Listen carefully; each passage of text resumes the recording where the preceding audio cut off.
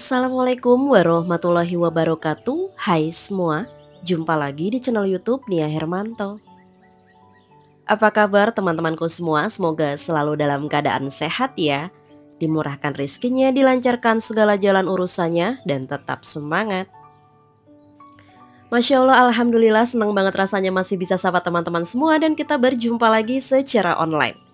Di video kali ini lagi hujan deras banget di daerah aku dan paling cocok kalau kita bikin cemilan atau makanan yang bikin hangat ke badan. Iya apa enggak? Nah ini seneng banget tadi pas belanja tuh nemu kolang-kaling kayak gini. Karena kan kolang-kaling itu agak lumayan masih langka ya. Kecuali kalau pas di bulan puasa itu banyak banget yang jual. Jadi pas kebetulan tadi ada yang jual, ya udah aku beli kolang-kaling aja. Ini aku beli 1 kilo harganya Rp15.000 aja. Karena di sini aku nggak rendam pakai air beras, jadi dicucinya harus benar-benar bersih sampai lendirnya itu hilang, dan juga jangan lupa dibuangin untuk mata yang ada di kolang-kaling ini. Caranya gampang banget, kalau ada yang putih-putih kecil kayak gitu, teman-teman tinggal dicongkel aja pakai kuku gitu sambil diurut, nanti matanya itu udah keluar sendiri.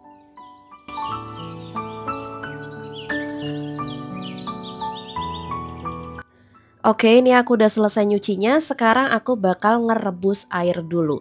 Nah, ngerebus air ini tujuannya kolang-kaling mau aku rebus dulu, teman-teman. Jadi, sebelum nanti kita masak bareng campuran isian kolak yang lain, alangkah baiknya kolang-kalingnya direbus sebentar dulu. Tujuannya apa? Supaya menghilangkan lendir dan juga tidak bau asem. Karena biasanya kalau kolang-kaling itu ada ciri khas dari rasa atau bau asemnya itu. Sambil kita nunggu airnya mendidih, di sini aku mau prepare untuk bahan yang lain. Kebetulan ini aku beli juga untuk pisang tanduk. Pisang tanduk tuh kayaknya mau dimasak jadi apa juga pasti selalu enak ya. Mau dibikin kolak kayak gini, mau dibikin donat pisang, mau dikukus doang atau mau dibikin pisang goreng crispy, dia juga enak banget teman-teman. Tapi kali ini kita bakal masak untuk campuran kolak.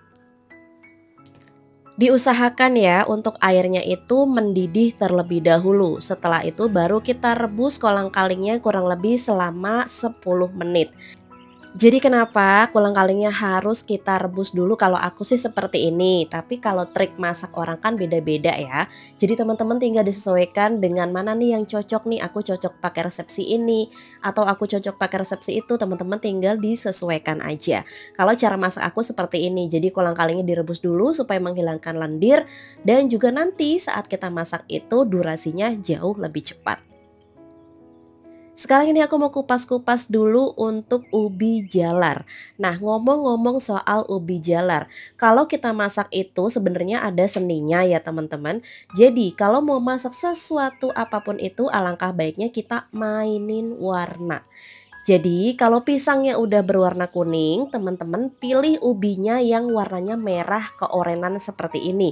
Jadi jangan pilih ubi yang warnanya kuning lagi atau kuning pucat. Biasanya kan ada ya yang ubi agak putih gitu. Teman-teman jangan pilih warna itu. Supaya apa? Supaya nanti hasil akhir dari masakan kolak kita dia warnanya beraneka ragam. Tapi hal ini kembali lagi ke selera masing-masing. Kalau semisal susah mendapatkan ubi yang berwarna seperti aku, teman-teman ya udah bisa diganti pakai singkong juga enak teman-teman. Tapi kalau aku lebih sukanya mainin warna. Jadi nanti pas di kolak kita itu warnanya bermacam-macam. Oke, pisang sama ubi udah selesai. Sekarang untuk kolang-kalingnya juga ini udah siap kita tirisin. Nah, ditirisinya teman-teman usahakan jangan langsung disiram ke wastafel atau ke sink cuci piring. Jadi di bawah saringan ini teman-teman kasih baskom dulu kayak gini. Dan setelah seperti ini bisa dicuci bilas kembali. Jadi tinggal disiram-siram pakai air gini aja supaya menghilangkan bau dari apa namanya, kolang-kaling ini. Karena kolang-kaling itu kan punya ciri khas sendiri ya teman-teman. Apalagi kalau kita beli di pasaran atau di tukang jualan, biasanya kolang-kaling itu direndam menggunakan air. Nah, airnya itu ya kita kan nggak tahu ya digantinya setiap hari atau 2 hari sekali. Jadi alangkah baiknya kita cuci sampai benar-benar bersih.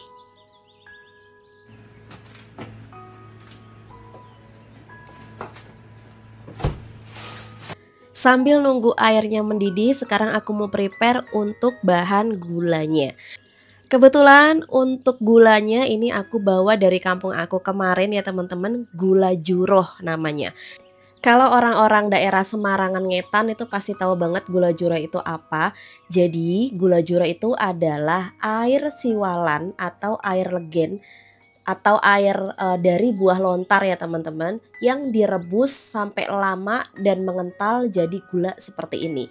Nah, itu gulanya yang di dalam botol ya. Kalau yang aku iris-iris ini nanti bakalan aku campur sama gula merah. Jadi gula merah ini sebagai pewarna ya. Jadi nanti warnanya tuh cakep gitu teman-teman, coklat. Dan gula juroh ini sebagai tambahan pemanis dan juga aromanya nanti tuh wangi banget teman-teman. Nah kebetulan karena ini aku simpannya di dalam kulkas, jadi dia tuh agak sedikit mengental ya teman-teman.